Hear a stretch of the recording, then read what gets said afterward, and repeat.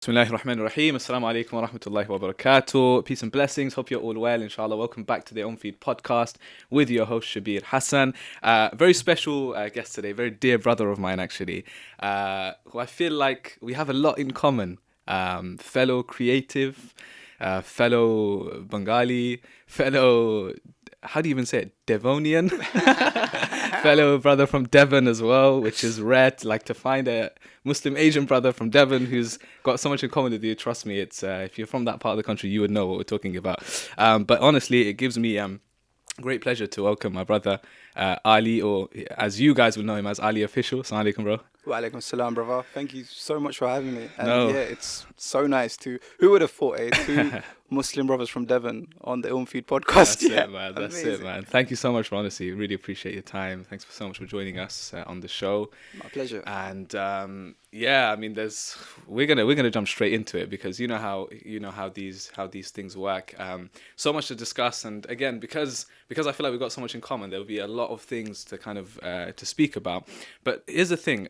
One thing I was thinking about is how do I kind of like, what title do I give you, and what do I put you under? Do I say that you're a comedian? Do I say you're a influencer, a content creator? Do I say you're, I don't know, like it's a difficult one. What would you, like, if you were to in one word kind of define right now the stage you're at, you know, as an actor as well, like, you know, could be anything. What would you put yourself under? Do you know what, man? Like everything and nothing. It's a very good question, and I think I'm still trying to define it myself. But I think in a nutshell, a stand-up comedian and content creator who lives online, on stage, and on screen. You know, when you're in a room with creative people, you just share that creative vibe, which you can't always get from someone from a 9 to 5 because 100%. you know they're used to that routine and whatnot. But with you know, whether someone does poetry or art, like, or comedy or acting, there's always this hustle mentality in them, which I love to, like, kind of surround myself with that energy. I think energy is so key, so important. Like I'm not a big fan of pessimistic people, man. You know, people that just kind of bring you down. I'm big on that. Like, I need good people around me, man. You have which to. makes me so happy to have, you know, a brother like you in my life, man. No, thank you so much, man. Honestly, it's been a pleasure seeing your journey, man. Like from the very kind of beginning, because we've known each other, I think probably coming up to like 10 years, going back to like college days, right? It's funny, right? Like before any of this social media stuff. So it's been a very interesting journey. Like if you think about it, like from where you would have started, and now the fact that we're here and we're talking about you being on stage, because alhamdulillah, like, you know, if you look at the numbers, you know, you have over 100 million views now on social media. You've got over 600,000 followers across social media, right? And to look at that now is crazy, to compare it to where you started off. The journey has been very unique, and it's like, let's start with that. How did it all begin? Where did it all start? Because is it literally the case where you just thought one day, you know what, it'll be cool to just make a few videos, take out a camera, press the record button, and then that's it, the magic starts from there? Like, where would you say it all began? What was the beginning of the journey for you? I think that was definitely a part of it. The curiosity and enigma around it of, hey, like, this just seems like such a cool thing to do. I was always that kid who, you know, as a little child, I'd always make family videos with that little camcorder that I had, and I'd edit them together, and it was just always, this was pre-social media, and I'd always be that guy that'd make little silly videos with my friends on like a webcam or on my mobile phone. But when I discovered social media, it was like, oh wow, this is like a home for all my kind of ideas to live on. And I initially just uploaded stuff just for my friends and family to see, you know. There was no arc, there was no structure. It was just a sporadic kind of verbal vomit of creative juice. But the power and potency of social media, it never just stays within your friends and family. People share it, people tag, people comment, and then lo and behold, a following started developing. But again, I didn't know this could be a career. I started back, you know, you use some very cool, early, right? like you use some cool terms, man. You know, like now, you know, influencer, content creator, bro. I started before the term YouTuber even existed, right? That was a fairly new thing. So for me, I was just kind of made videos on the side, but I still went college, did my A-levels, went university, Yeah, did my yeah. degree. I just like lived a proper normal life. I got a 9 to 5, right? Yeah. Second ago I was cussing 9 to 5. Now I'm saying I go 9 to 5. But I played the game. I did everything, anyone would typically do.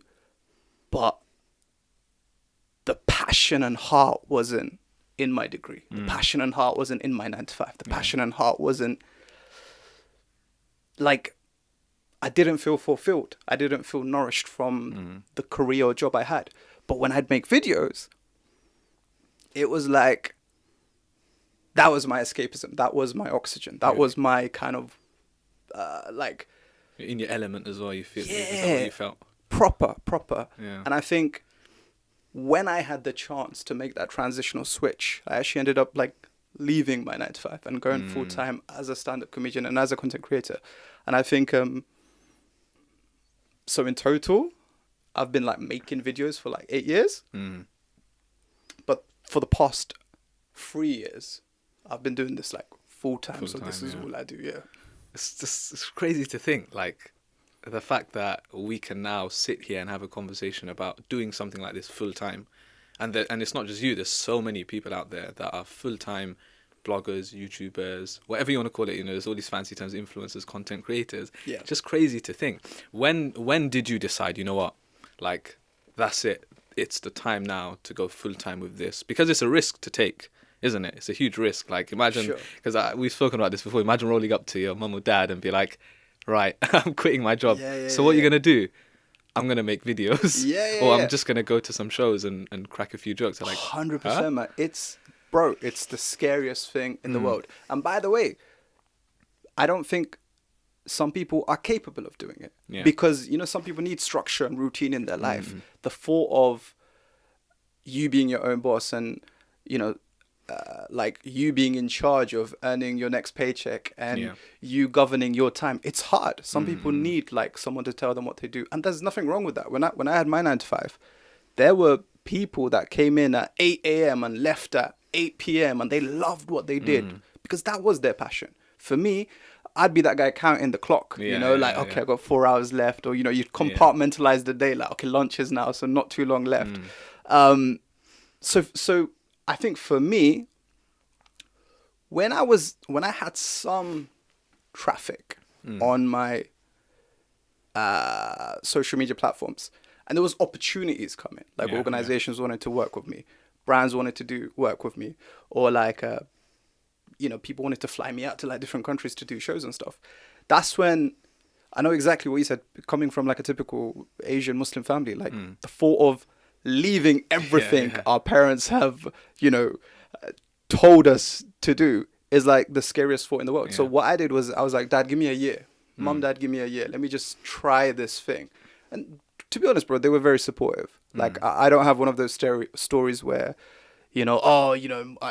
my mom and dad hated me and, I had to like leave home. And it was none of that. Alhamdulillah, my parents were very supportive. And I think on that note, I think to any parents listening, I think it's important to support your children's dreams.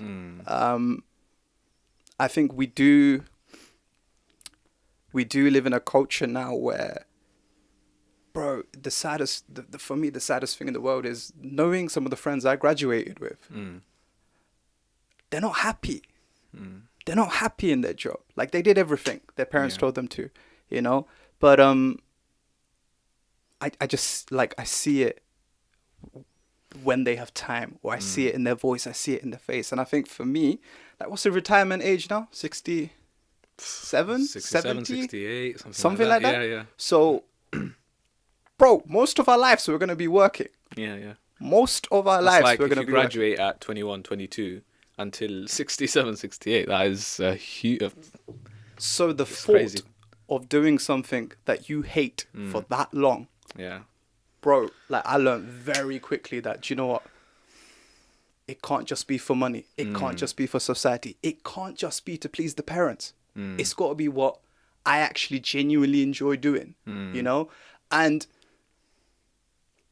yeah, for me, like, I'm big on that, man. I would push that. And I think there's not a lot of loud voices regarding that subject. Yeah. Obviously, I'm not saying, hey, like, you got a dream, quit your job and, Yeah, leave everything Just jump behind. into it. You need a plan. Yeah. You need a structure. You need, in that sense, you need to be a little bit disciplined, which is why I think most of the creative people that do excel or over-index in their fields, they're good at like time management. They're good at like, cracking on with things on their own, which a lot of people aren't. And I think that's one skill that people need to like really push on, Yeah, no, it's important what you mentioned, especially like the message to the parents, right? Because I think a lot of parents now need to realize the world is changing like rapidly. So the kind of normal life that we would expect a person to live, to go down a certain route in their lives, I think people need to start realizing. It's not even just the parents, to be honest. I think just in general, people need to realize that actually things are changing where you don't need to now go down a certain route of college and then university. Not that we're saying don't pursue education, because of course we're still big on that, and we still of course encourage that. But I know so many people, even myself, to be honest, I went to college and I hated it. I just did not enjoy. I thought I was actually going down one route in my life, like, okay, I'm going to go to uni, degree, become a teacher. When I went to college, I was like, nah, this isn't for me. So it's not for everyone. But I know other people, they excelled in their studies and they're in a really good profession, got good jobs now, and they're enjoying it. So, because especially with yourself, like what's interesting is, like you said, you went to college, you did go to university, and that's why you went to London. But it's interesting what happened during that period in university, because, as far as I'm aware, you didn't actually end up finishing. You decided, you know what? Nah, I'm gonna step out. So just tell us about what happened there when you went to uni. Yeah, I jumped, bro. Like the minute I could. Yeah. I think, and again, this is what I mean by, I'm when I tell this story, I'm very mindful of my words, because I don't ever want to be misperceived. Like I had a plan. So I dropped out of uni, and I told my parents, I'm like, this is what I'm gonna do. I feel like and I'm the type of guy. I think I'm a good problem solver. Like I had enough money in the bank, I had a structure in place, and there were enough things in my calendar to keep me afloat.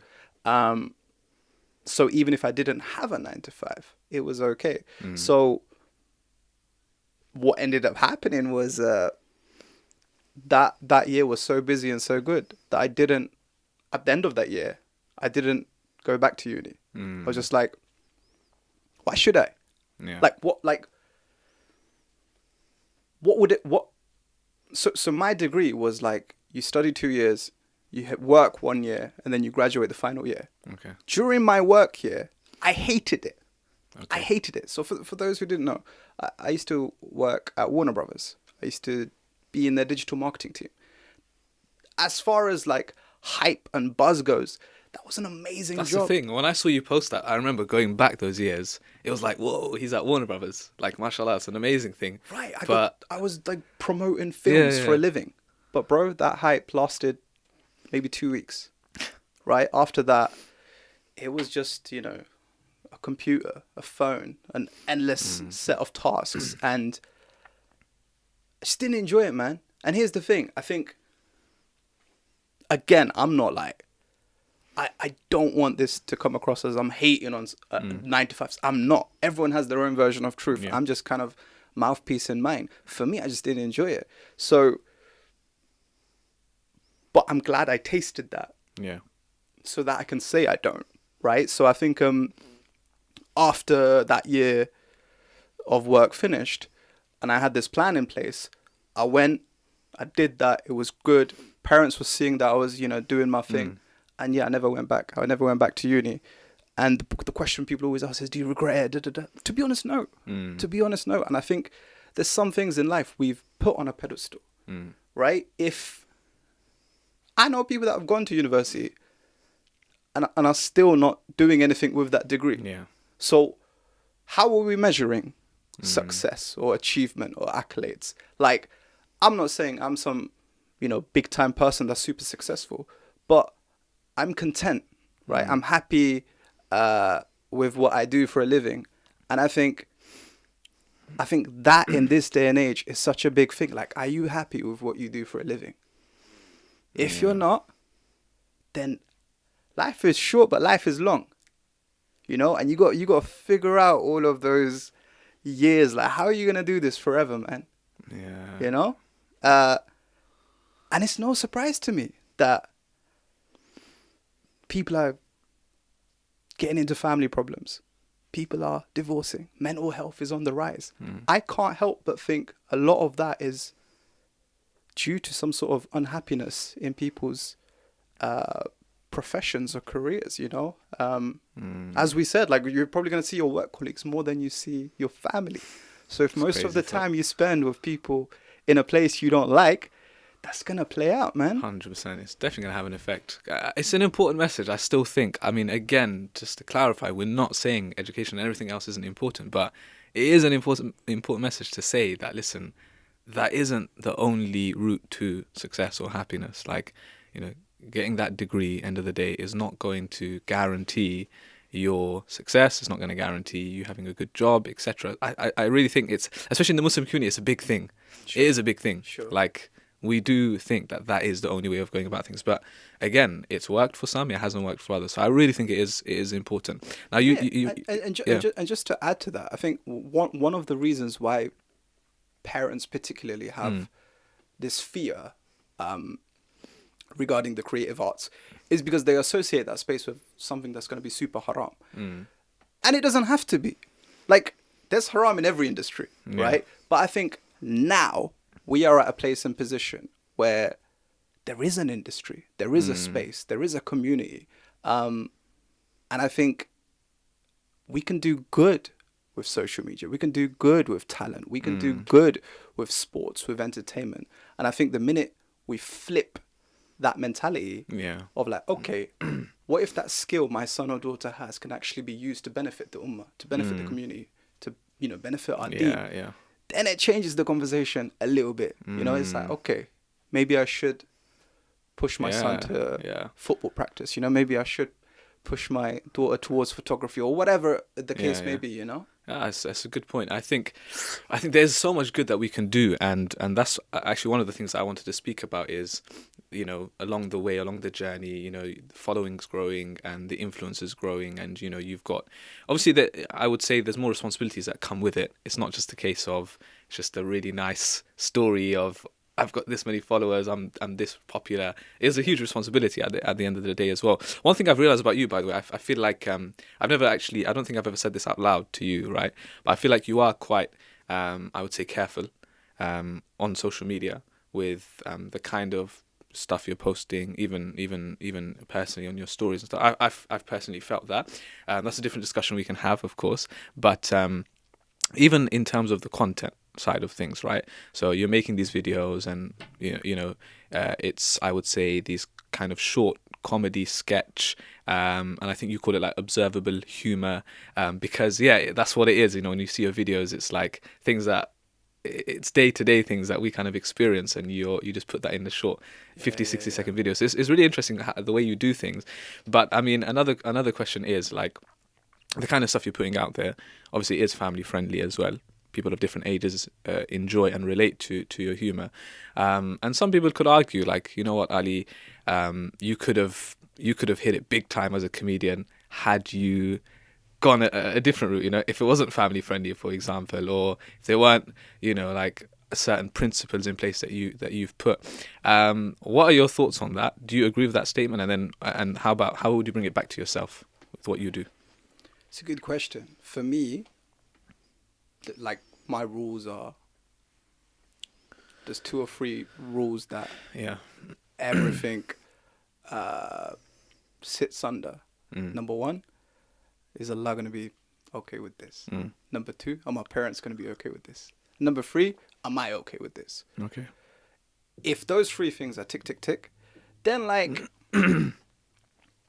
bro, the world can say whatever they want. Like, the world will always talk. People, like, the comment sections of any sheikh, creator, like, actor, YouTuber, whatever, is gonna be, like, even this podcast, I'm sure there's gonna be lots of chat about, like, oh, why is his hair like this, or whatever, you know, like, you know, you can't control that. For me, it's, can I sleep at night? Is my sanity in check? You know, when like, bro, like, you've known me for a long time. I remember when none of this existed. 0 followers. I don't live for fame, right? I don't particularly crave it. I understand the benefit of it, and I understand how it can be used. But for me, the creative aspect of like putting a video together, of writing a joke, of writing a script, of putting your ideas and manifesting them into life, that's the love I have. I don't care if me swearing or me doing more explicit stuff or me having a brand predicated on controversy would make me a bigger content creator. Like, if someone wants that, cool, man, each to their own. But for me, it's like it's not something that really appeals. But what I've learned is, bro, you can do everything right, and you will still get haters. You will still get people judging. You will still get doubters. And I think that is a part of the creative journey. You know, you're always gonna get people that are gonna like criticize you, rightfully or wrongfully. I know I'm not perfect. Like, even my scorecard that I said to, like, you know, do I always get it right? Of course not. I'm human. Does anyone? Probably not. You know, and I think the easiest thing is to sit back from afar and just be like, he or she did this, that is wrong. But like, I think there is sometimes I do think in our community, there is this problem of not appreciating the good someone does. Just like letting a brother or sister know, like, hey, you know what, bro? That khutbah you gave the other day was really good, man. Just letting that brother know, you know, like, hey, sister, that post you put up, that reminder, it really helped me. When do we, like, we don't actively go out of our way to do that. That's not always the case, but it's often the case. But the minute, like, someone does something bad, that's it. That's all it, over, bro. Like, we feel the need to just, like, tell everyone about this. And you're right. I am very careful with what I post. I try and keep it family friendly. I try and keep it halal. But there's still going to be things that I don't even realize that, you know, I don't know if you realize this. You know, when you're eating and you're selfie videoing yourself, you know, like the left-hand side comes up. And people are like, why are you eating with your left hand? I'm like, I'm not. Because the video is flipped. So people will connect dots that aren't even meant to be connected, right? But again, I've just learned to just live with it. Like, there's always going to be those people. It's cool. You got to do your thing, Ali. But that's the thing. Slowly but surely, it's going to get to anyone. Human beings, right? So, like, the negativity, the comments, you know, you're going to naturally see it. How do you deal with it? Is it just as simple as, you know, I'm just going to ignore it, or sometimes I'm going to respond to it? Like, how do you deal with it over time? You see it. Yeah. You see it, like, and you're right, we're all human. Yeah. Like, if there's a perfectly placed marble floor, but there's one crack, that crack is going to stand out. Yeah. Someone could tell you, you're funny, you're great, you're amazing. But, like, the minute someone says, you know, like, you should stop doing what you do because I hate you, like, that jumps at you. Like, we're human, right? We're insecure. We're complex people. I don't think I mentally register the significance of it. I don't give it importance. But another thing is, I also don't let praise or hate get to my head or heart. I'm always like, look, man, I can't let any of that stuff cripple me because, bro, I've been called all types of stuff: arrogant, humble, false modest. You don't even know what to believe half the time. Like, am I funny? Am I not? You know, is this podcast going well or not? Are ilmfeed regretting it? I don't know, right? But I've just learned you just gotta keep going, man. My favorite saying, and like one of my favorite sayings is, you can please all of the people some of the time, and some of the people all of the time, but you can never please all of the people all of the time. And I think it's so true, bro. Like, you can't, so why try? Yeah. You know? So it's such a funny one, but like you said, man, it does get to you, but I think we should balance it out when it comes to praise and when it comes to criticism or hate, whatever you want to call it. I think it's a good point you made about not letting either actually get to you, because both have their disadvantages. Like if you let praise get to you too much, then you might think, you know what, I've made it, I'm doing well now, and then that actually has an effect on your content. Yeah. Because you might think, you know what, I'm naturally really funny, so I'm just going to put out any type of video and people are going to love it. So I think, yeah, both are actually really important points that you've made. I think you can. There's always going to be separation between your intention and reality. There's always this distance. So there may be times where I'm like, okay, do you know what? This video, I've worked hard. It's going to do really good. And then I put it out and it doesn't.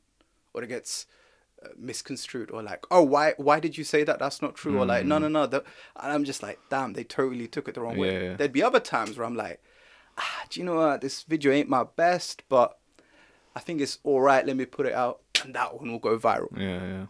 Like, you can't call these things. And I think as creatives, sometimes we can be guilty of trying to perfect it. There's no such thing, right? And perfection, or even just good, is so subjective. So I like that. Shall I tell you why? Especially with yourself, right? Because it is one funny thing I've realized. You record on your phone. Not even half the time. Most of the time, you're like indoors in your flat or whatever, right? Or at home, and you put something out. It's not like it's not on a super great quality camera. Nope. You're not putting some crazy effects and edits on it. But end of the day, the message gets out. You're putting out content. So I think this is really important, especially for people who are starting, with whatever it is in the creative sphere, is that they think perfection right from the beginning. It has to be on a certain quality, and that's it. You have to put it out. But you seem to be doing it fine on a phone and just some basic editing. Does that make sense? Like, I think it's a very good point. I think sometimes people prioritize the wrong things. Like there's a great story of like, if someone wants to play tennis and they buy all the most expensive kit, but they haven't practiced their technique. What's it worth? Someone can beat you with a cheap tennis racket. Like, I just use my phone. That's it. Like, I don't use any fancy light. I don't know how to. But and I think a lot of people do place far too much importance on the aesthetics of their Instagram layout, or what level of HD it is. And like, look, man, there's a place and position for that, absolutely. But like, good content is good content is good content. If it travels, it has room and scope. Like, different things touch different people, and I think I'm saying it doesn't have to be super polished with expensive kit and gear. And I'm sure between us we can even spot examples where people have like gone really all out on production, but it's just not landed, or it's just not good. But again, who are we to say that? If they're happy and if they want to do that, all good. But for me, I think I'm one of those. For me, speed is important. We live in a culture now where gone are the days where you could upload once a month and that was okay. Bro, you gotta be quick. You gotta be man, like the whole shebang. And I think when your brand is predicated on high quality production, that takes time to edit, to to get the sound right, and to do all the fancy After Effects. But with me, it's like I wanna, if I have an idea, I wanna film it and put it out that day. But again, not everyone wants to do that. Some people like the fact that they can edit something super heavy, and props to them. Moving on, man, because everyone knows Ali Official as the comedian, funny guy, cracking jokes, and alhamdulillah, there's many positives that we can take out from your journey and say, like, representing today has made it quite far, and he's done a lot. But along the way, along the journey, as with any person, there isn't always going to be highs and positives and good times. There's going to be some times where you're struggling, where you face your own moments of difficulty, and I guess a lot of the times that's maybe the stuff that people don't see. Maybe, and a lot of the times maybe it's because the person behind the screen doesn't choose to share it. But a lot of people don't factor that in. They just think, oh, this guy just made it, man. Like, his life must be amazing, or her life must be amazing. But actually, there's a lot of things behind the scenes that might be happening. And one thing that really resonates and stands out with your own personal journey is that you did face those struggles, and you managed to overcome certain trials in your life, and alhamdulillah, you've still come out. And I think that in and of itself is something that many people listening and watching can really relate to, because everyone has their own problems at the end of the day, right? But a few months back you put out a short documentary sharing your own story and journey of your mental health and mental illness, which is, like we said, it's a big thing, and it's being spoken about a lot more today, which is a good thing. But you decided to actually put out a 30-minute, short documentary on your IGTV to share that. It was literally you just talking and kind of just pouring your heart out, and it was I think different, because everyone's like, Ali Official, like, that guy sharing that kind of story. It's a bit, a lot of people might have been shocked. How is he going through that? And so tell us a little bit about that, and that sort of journey that you went through, and why then you thought it was important to share that story. Yeah. This is the part where the conversation takes a 180, right? Because and this is, man, like, people are not one-dimensional. People are not just good or bad. People are not just like right or wrong. Like, we're somewhere in between. Like, I've told many jokes in my life, man, like on screen, online, on stage. But something that I suffer from till this day is my clinical depression. And I think the documentary you mentioned, that documentary was sitting on my laptop for a year, because the subject is so personal to me and so sensitive to me. And the stigma and taboo around it is just so bad, particularly in our community, where it's not taken seriously, or the advice that's given for it is sometimes so reductive that it actually makes people feel worse. But for me, my depression was always something brewing in the background, to the point where I was having panic attacks, and like, I lost motivation to do anything in life, to the point where I had to seek therapy, I had to get medication, and still take my medication. But the thing is, I never saw anyone that looked like me say they had what I had. Not once. Yeah. And I think the reason, as a comedian, I felt like maybe I should put something out there is because I'm a human first. I'm a Muslim first. And if my people are going through something and they feel like there's no mouthpiece to vocalize those thoughts, maybe I just wanted to be a voice that I never had, just for someone to, like, there's some beauty in shared experience. Yeah. Like, if you say something and I can relate, that's like, yeah, man, I'm not the only one. I think that was really my intention. But what ended up happening with that documentary was, bro, I was, subhanAllah, like, I was blown away. I was blown away because off the back of that documentary, first of all, I don't think I've ever done anything in all my years of being Ali Official where something has had such a big response. But I think one of the most heartwarming things for me to be on the receiving end off the back of that was people saying, like, this is the first time anyone's ever articulated how I feel. After seeing your documentary, it's given me the courage to now go to therapy. Like, I now know how to deal with my friends. And I think, bro, like, I love telling jokes. I love making people laugh. Yeah. But, like, when the term influencer gets thrown around a lot, when you have the power to influence someone in, like, a positive way, that does something to you, man. Like, and I think, yeah, to anyone watching this, like, that is feeling some type of way, I would 100% urge them to watch the documentary I put out on my Instagram, because I think it is a big subject, man. You know, like, there's times where I feel like, you know what, things are getting better.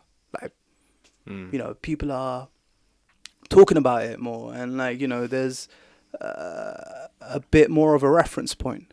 But then sometimes I'll look through my Twitter feed, or I'll look at something that has happened in our community, and no, bro, like, the ignorance is still real. Yeah. Like, the misunderstandings are still there. Yeah. So I think it's about carrying on that conversation. It's about acknowledging that this stuff happens. It's normal. It's okay. And there's help available. Yeah. And I think people should do all that they can to, you know, when you have a mental health condition, I tell you, bro, the hardest thing in the world is thinking that you can be fixed. You think you're beyond repair. So when someone who doesn't understand what you're going through is in denial of what you're going through, and then just doesn't understand you, is telling you what to do with your life in a lot of the time quite a condescending way, it puts you off, bro. It puts you off. So I think there needs to be a bit more empathy. There needs to be a bit more... sometimes people just got to be careful with their words. You know, the way I articulate a sentence can make a huge difference on the way you feel, the tonality of my voice, you know. But yeah, being there for our brothers and sisters is important. 100%, we need to be. It's still a fairly, I think, even though it's something that's, you know, always been there, but it's still a fairly kind of new conversation, we could say, that's, and more awareness is being raised in the day and age of social media. We were talking about social media, and this is probably a great positive, the fact that through many of these outlets, through many personalities, people are actually sharing their experiences, and a lot of more people are like, wow, so what I was going through wasn't just, because especially, like I said, in our community, if someone's,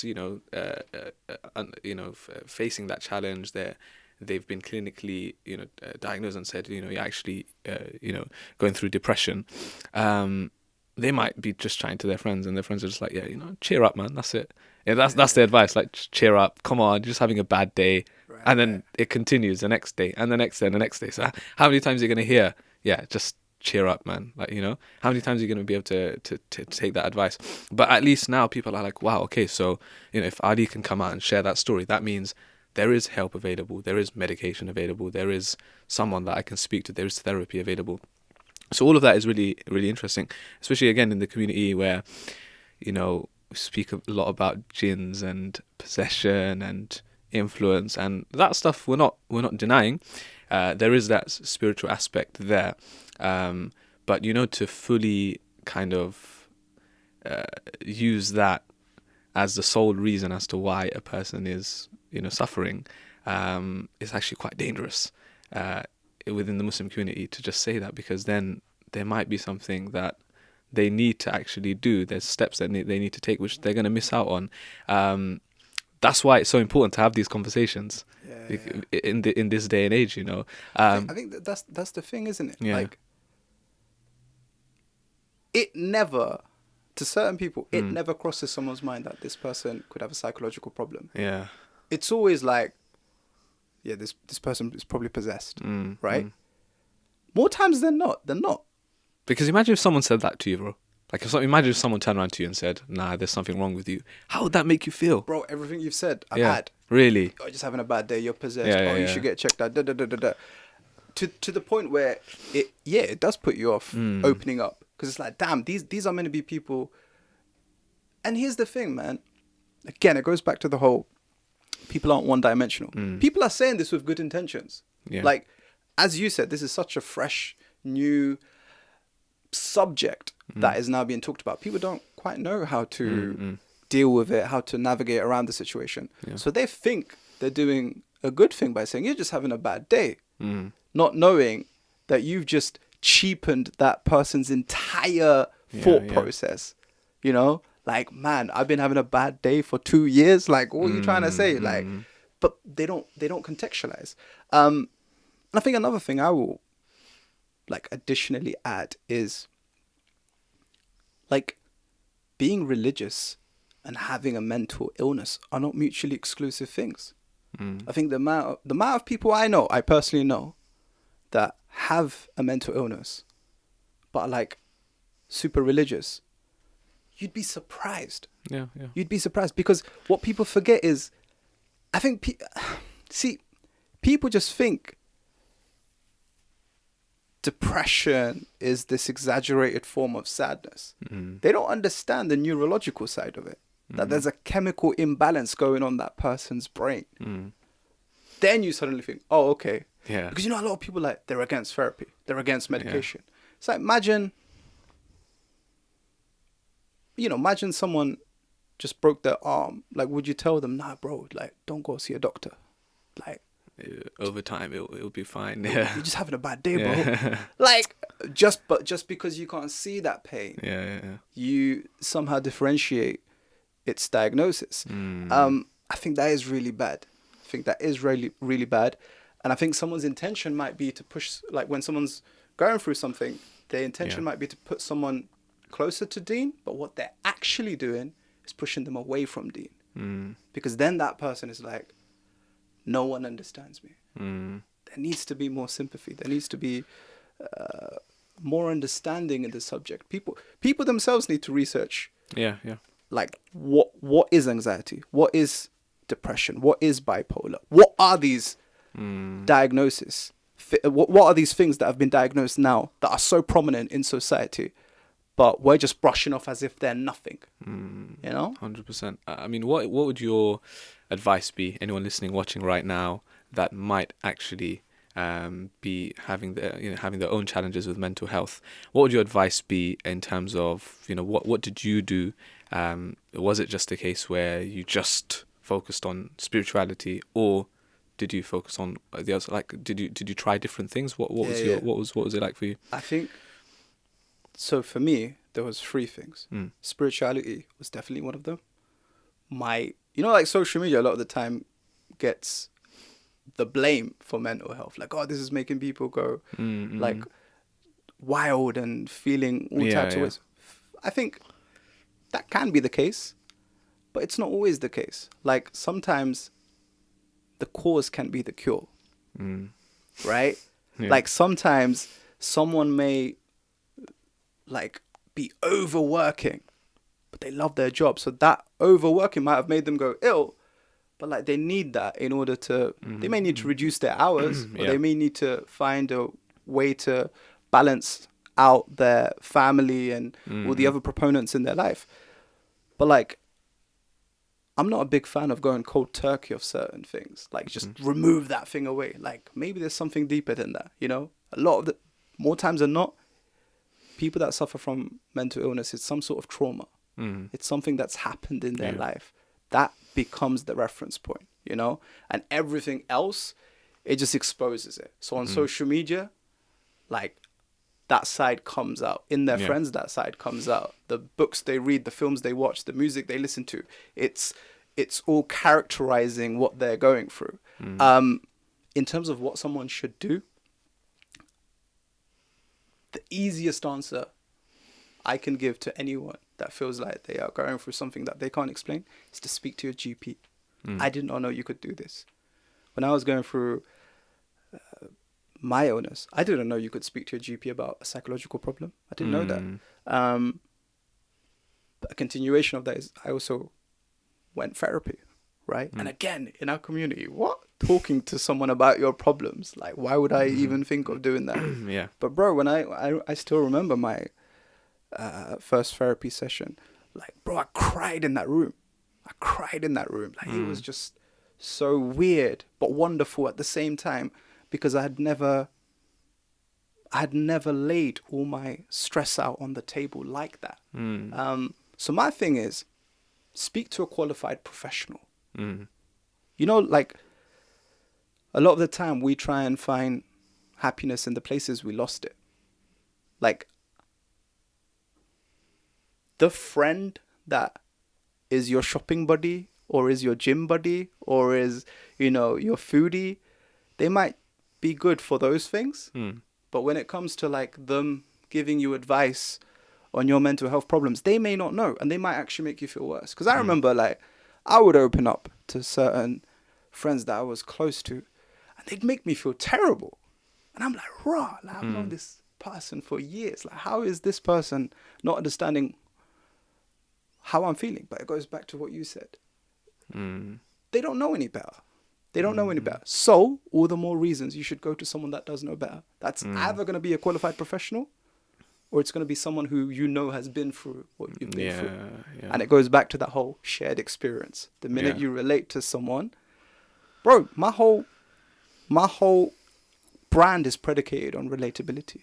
You know, the whole observational content. I love the fact that there's connective tissue between everyone, to the point where we forget, to the point where we neglect it.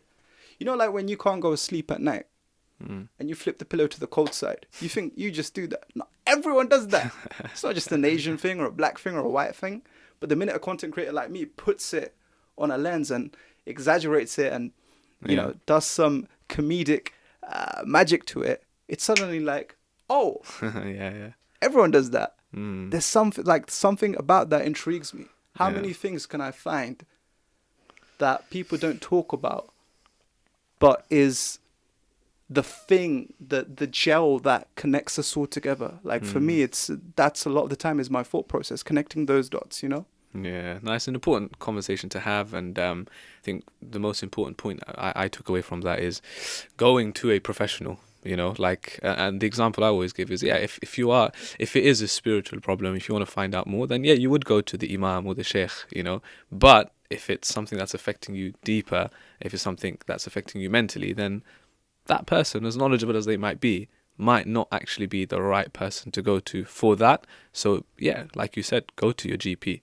You know, seek therapy. I think that's a really important point. And you know, huge credit to yourself and many others like you who are actually speaking about this, using your platform to raise awareness. So thank you for that, and thank you for sharing your story with many others. And hopefully, even from this podcast, people can take something away and they can relate to it, inshallah. But alhamdulillah, you know, through your struggles, through your battles, you did still make something of what you had, alhamdulillah. So there is lots of positives to your story. Most recently, you made the announcement as well that inshallah you're going to have your own show on TV, Muslamic. Love the name, by the way. Amazing news, which we're all intrigued about. We've seen a few shots, you've been filming a few things here and there, but you haven't given much away so far. But tell us about that. So here's the thing, man. The dream, like, you know, the dream that you're scared to vocalize and you don't always speak out because you think that would never really happen. For me, was always to have my own TV show. Okay. It was from a young kid. I was just loved comedy, just, you know, loved TV, and I thought, like, hey, if I could one day like have my own thing, that would be so cool. But you always think this is some far-fetched idea that you don't really focus on. But I think the more I got into my content creation and the more I started seeing where the digital trajectory was going, I thought, hey, man, this TV world and this digital world, there's a lot of crossover. And I started building links and connections in that mainstream space. And again, I humbled myself. I was like, okay, if I do want to do this, how do I do it? I went back into planning mode. I went back into structure mode. I'm like, research. Bro, I listen to hours of podcasts. I listen to hours of interviews. Yeah. You know, what is a production company? What is an agent? What is a commissioner? How do you take something from page to screen? Like all of these things, bro, I would Google, I would YouTube, I'm big on research. So, you know, it's fun. It's like, this is where I speak from both sides of my mouth. You know, earlier we're like, it seems like I'm against education. I'm not. I'm like, whatever makes you happy, go all in on that particular thing. But you don't necessarily need to ascertain that knowledge from university. Like there's a lot of knowledge at our disposal. So for me, it was gathering all this information. How do I do this? And then what I learned is you need an agent. I didn't have an agent. I tried to reach out to agents. They're like, what acting have you done? I hadn't done any TV work, so I couldn't get an agent. So I was like, okay, damn, this is where the hustle and grind kicks in. I thought, hey, man, what if I write a script and I put myself in it? Okay. Then I put that to a production company, and then they make it. Then they have to put me in because it's my script. So shout out to my creative partner in crime, Atif Nawaz. Me and, you know, he's one of my closest friends. We both got together and we wrote a show. Like, this was not stuff we'd be snapping. This was because we didn't even know where it was going. We're just like, let's just make a script first. Something that we're proud of, something we'd want to make, something that we'd be creatively satisfied with. And then when we had a script, then there's something known as a treatment, where you package that script and you tell someone who's from the TV world what your script is about. Then we started trying to pitch it to people. We started reaching out to all the TV channels. Bro, no one wanted us, man.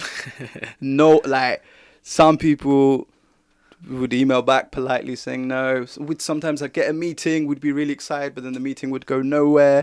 Some people just didn't even respond back. Like, it was just like, damn, they don't even they don't even want to open the attachment. One person from the BBC called me in for a meeting. Okay. They're like, hey, I just seen this. Looks cool. Why don't you pop in for a chat? Popped in for a chat. That chat became another chat. And then we just kept talking about everything and nothing. Next thing I know, we get an email saying, the script you wrote, Muslimic, we want to commission it on BBC Three. And let's talk about filming. Yeah. Bro, like, you know, everything I had thought prior to that, but the system doesn't want us, the white man doesn't want us, Illuminati, all of this stuff, yeah. We thought like this world wasn't for us. But here we were. We wrote a show, which, by the way, is representative of Muslims. Like, it celebrates our people. It's not one of those shows that is like playing into stereotypes and making our people look bad. Like, I'm genuinely so excited for people to see this. The reason I haven't put so much out yet is because I can't. The minute it's like contractually, you can't, like, in my Instagram, bro, everything's done in a day. In TV, bro, it takes time. But when we got that news, alhamdulillah, bro, we were just over the moon. But from my phone, all those videos, they saw that. Yeah. They saw, okay, I see what this guy is doing. Okay, and this guy can tell jokes on stage. Okay, and this guy can write a script. Okay, and this guy can then be in the show, promote the show, and have a unique voice that we haven't got. Okay, let's do this. So I get it. And I think it's also a much needed show. I'm just happy, bro. I'm just happy. I'm excited for people to see it. I hope people connect with it. And I hope, you know, people feel like there's a part of them in that show, inshallah, man. Yeah, no, that's amazing, man. Alhamdulillah. It's amazing to hear just the whole journey, the whole process, and how you finally got there. Because it wasn't a fairy tale story where, you know, first time in, that's it, you got it. No, it was actually like rejection, failure. And then it was like, finally, you got that breakthrough. But, you know, one big question, which is, like you said, you know, from what you're saying, is that this is most definitely going to be one of those ones. It's going to show Muslims in a positive light. But a lot of people, naturally, they're going to think, you know what, nah, that's it. Ali is on BBC now. The Illuminati's got it. That's it. He's done something dodgy here, and we're going to see a complete different side to him. That family-friendly, halal stuff that we were seeing before is gone. So, because a lot of people think that, look, now that you've broken into the mainstream, that's it. Any kind of principles linked with faith, any of your own personal principles, you're going to compromise all of that. Whatever they tell you, you got to do. And you go about it you go about it their way, basically. What is your response to that, which a lot of people are naturally, it's not having bad thoughts of you, that's just how we've seen it before. That's how we've observed things happen, and it has happened. So what are your thoughts on that? I'm not with the Illuminati, just to clarify it. You know what, bro? I hear and understand all those reservations. So for me, going in to those meetings and throughout the whole process, and I remember even like many a chats of Atif, we were always like, look, we had this kind of thought in our head, like they're gonna change the show, or they're gonna change the characters, or or whatever. There were changes we had to make, but they weren't like, they were creative changes, like to make the show a better show. It was never to destroy the integrity of the show, which still stands, and they haven't tampered with at all. So, and if they did, bro, I wouldn't make the show. I'd be like, do you know what then? Like, I was already doing my thing, right? And that far-fetched dream that I had placed would have just stayed that far-fetched dream. It would have just been that idea. But I think, bro, a lot of the times we don't know what opportunity is out there until we try and chase it. I think a lot of the times we let our own limited beliefs shackle us. Like, nah, that ain't meant for me. So therefore, I'm not even going to try. They don't even want me. Bro, when I go to these meetings now with Channel 4, with ITV, with BBC, they're like, we want talent like you. We just don't know how to find them. Because they're not coming in, readily to us. And like, out in our communities, what do we say? Oh, bro, we need more representation. Yeah, we need more people in the media. How many people do we know are trying to chase a career in media? Not many. Not many. And the ones who do get criticized by their community, and then life takes over and they just end up falling short, and they go back to whatever they were doing that they weren't happy with. I'm talking about like 10 different things at the same time, but they all have their place and position. So in a nutshell, bro, like, I wanted to make a halal show in the mainstream. And I feel like we've done that.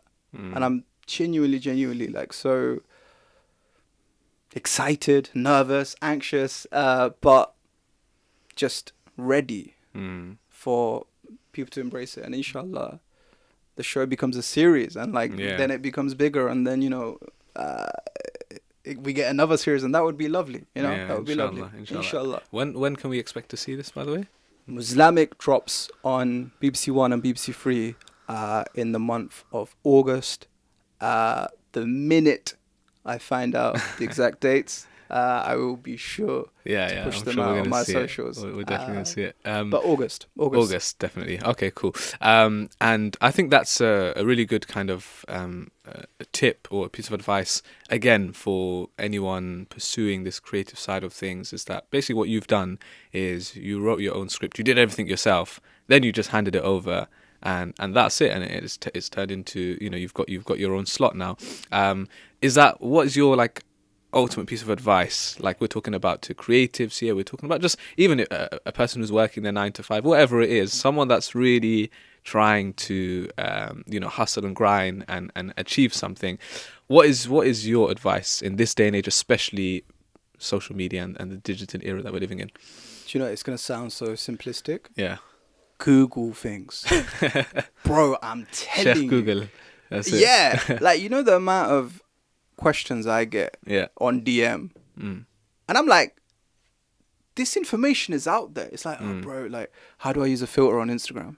What camera do I use? Like, and I'm there like, it's mad, right? Like, we'll do everything else on Google, but when it comes to our dreams and visions and ambitions, we somehow forget, like, bro, I did like, how do you write a script? what is a script? Like, what actually, like, you know, all of these questions. Everything is out there, man. So I think for an influencer, for a creative, for like in terms of, you know, this world of how-tos and tutorials and like there is a lot of free information out there. Yeah. You just got to look for it. You just got to seek it. So number one is knowledge. Yeah. Get that knowledge. It's out there. Like, it's going to take time. It's going to take effort. But if you want it really that badly, you're going to find the time and energy and effort. Yeah. And number two is, like, I always bang on about this, is time management, man. People are wasting time. People are sleeping too much. People are, like, watching Netflix too much. People are socializing too much. And then they blame the world for why life isn't going their way. Like, there's, bro, I see you. You do a lot. You do a lot, bro. You know the amount of things you do, but you still find the time for it. And whenever I WhatsApp you, you reply back within a minute, bro. Like, you're good. You're good with communication. That is a skill. And I think people need to focus on those skills, you know? I think it's very easy to just sulk and just blame that thing and this didn't go right. And how long are we going to romanticize the past? The future is there. Try what you have. There's more opportunities now than ever before. We got to utilize this. It might not always be like this, man. Yeah. Like, you know, but for the time being, utilize this digital proximity that connects all of us together, man. Like, I really do champion that. Definitely. One final question is, just coming back to everything we've been speaking about, you know, kind of bouncing off what you just said there, the whole mainstream side of things, what you've been doing, your whole journey is, how important is it to have that Muslim representation in this space that we're currently in? Because, of course, you know, as everyone knows, negative portrayals of Muslims. Do you feel like using media, using social media, using these platforms, using mainstream is the best way to tackle it? Because we can sit here and complain, like, you know what, the X tabloid, this politician, this, like, you know, there's always negativity surrounding Muslims. But do you really feel like this is like a key kind of tool that we can really use? What's the importance of all this? I feel like we need more of everything. Yeah. We need more doctors. We need more engineers. But we need more politicians. We need more writers. We need more actors. We need more hosts. We need more poets. We need more comedians. The more visibility we have in all industries, the more Muslims we have. You know, sometimes just existing is enough. You and me grew up in Devon, bro. Predominantly non-Muslim area. Yeah. And I'm sure you got a lot of questions about Deen and why do you do this and why does your mum wear that and Ramadan this and what, not even water. You know, like all of those questions. Yeah. Like, you were a mouthpiece to those people. Everyone has an obligation. You don't have to be a social media content creator. Sometimes it might just be to your neighbor. Sometimes it might be just to your coworker. Sometimes it might just be to that foreign land that you go to. For me, like me personally, I humble myself by doing what I think I do best. And my technique or strategy isn't to force something down someone's throat, but it's planting the seed. There's a lot, like, I've always seen comedy as a vehicle. Like, comedy can be an access point to influence someone, to make someone think. Like, I've done videos about how the media misrepresents Islam through comedy. I've done videos about the taboos and stigmas regarding mental health through comedy. I've, you know, highlighted cultural problems and double standards through comedy. Like, this is all using this skill that I've kind of honed over time to put on center stage certain subjects that I think need more eyes and ears on. So I think everyone has a job, but don't compare I can't compare myself to a sheikh. I can't compare myself to that imam. Like, but I respect and love and admire what they do, and everyone's got their positions, and so does the doctor, and so does the cleaner, and so does the CEO, and so does the care worker, and every single person. So I think our entire ummah can do more. But I think the minute I realize what I've just said the most is when, you know, when there's a natural disaster or when there's some sort of political turmoil happening in our ummah, it's always the social media influencers that are meant to promote it. Yes, they should. Yes, they should. But so should everyone else. It shouldn't just be on someone who has 1 million followers to do the work that everyone ought to be doing. And what's the excuse? Oh, bro, but you have a bigger platform. They ain't gonna see my post. Bro, they saw your post about the Nando's you had. They saw your post about the makeup tutorial. They saw your post about you going to gym. Why would they not see that? Sometimes people think like it needs 1 million eyes and ears for something to happen. No, sometimes the 10 people that you have access to still matters. So you should do it, and we should all do it. That's my advice. Yeah, I think that's brilliant. I think like what you're saying is everyone has a role to play, regardless of whether you've got 1 million followers, whether you've got, you know, barely any. Even Everyone's if you're not got a on role to social play. media. Yeah, man. 100%. Using the skills and talents that basically you have, that you enjoy, that you're good at, basically doing something with it. I think that's a huge takeaway point. And you know, shout out to ilmfeed for facilitating this space where people from different spaces and stages can come and just kind of share their voice, you know. And I think it's so important for one place to represent so many different thoughts and feelings. So shout out to you guys, man. Thank you. Honestly, to be honest, I can carry on with this podcast, right? But we do have to you know, conclude. I've really enjoyed it, and I really feel like we've discussed so many, like from mental health to creativity to mainstream, like so many things that we've covered. So honestly, Ali, I really appreciate your time. Really appreciate you coming here and sharing that. And hopefully our listeners and viewers, they can all definitely take something away from the key messages that we really hit home. So thank you once again. Thanks for joining us. Thank you for having me, bro. Thank you, man. And to all of our everyone watching, inshallah, make sure you check out Ali Official UK, especially that documentary, super important, on the mental health journey, inshallah. Keep an eye out for his announcements as well with the upcoming shows, and make sure you subscribe to our YouTube channel on iTunes for more podcasts coming your way from your host Shabbir, from Ali, from the ilmfeed team. We will see you another time. Take care of yourselves. Assalamu alaikum wa rahmatullahi wa barakatuh.